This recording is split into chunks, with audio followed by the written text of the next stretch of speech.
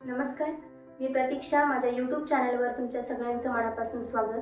तर आज ज्या टॉपिकवर बोलणार आहे ते म्हणजे आजकालच्या मुलींना कुठं काय जमतं, वागायचं कळत नाही, बोलायचं कळत नाही, नुसता कामाचा आळस. म्हणजे हा टोमणा आपण बऱ्याच वेळा काही लोकांकडून आजकालच्या मुलींबद्दल ऐकत असतो. का? कारण आजकालची मुलगी अन्याय सहन करून घेणारी नाहीये, त्रास झाला तर शांत बसणारी नाहीये.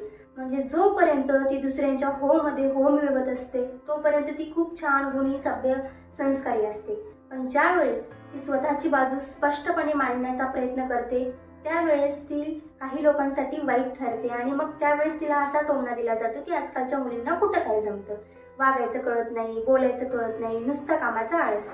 पण आपण पूर्वी अशा गोष्टी ऐकायचो की सासरच्या मंडळीकडून म्हणा किंवा इतर याच्याकडून सुनेचा छळ होऊन तिची हत्या करण्यात आली. का?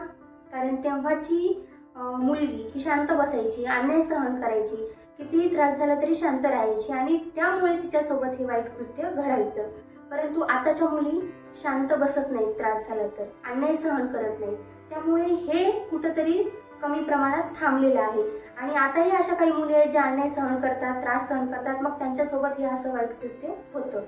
पण मला वाटतं आताची मुलगी कुठेतरी 8-10 तास जॉब करते, त्यानंतर घरी आल्यावर घरचा सांभाळ करणं, मुलाबाळांचा सांभाळ करणं, घरातील जी कामे असतात, स्वयंपाक वगैरे, ही सर्व जिम्मेदारी तिच्यावर असते आणि एवढं करून सुद्धा ती फॅमिलीसाठी फायनान्शियल सपोर्ट करत असते.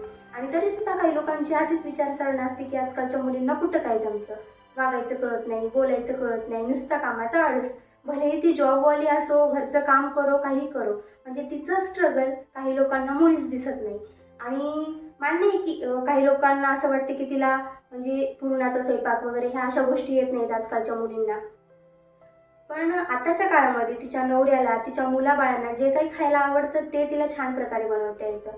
मग त्याच्यामध्ये साऊथ इंडियनचा इडली डोसा असो की मग मुंबईचा वडापाव असो म्हणा किंवा गुजरातचा ढोकळा असो.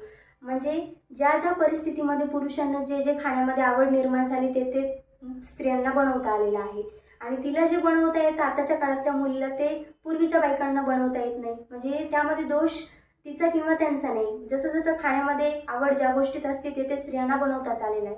पण तरी सुद्धा ही गोष्ट काही लोकांना कळत नाही. त्यांचं एकच असतं की आजकालच्या मुलींना कुठं काय कळतं, वागायचं कळत नाही, बोलायचं कळत नाही, नुसतं कामाचा आळस.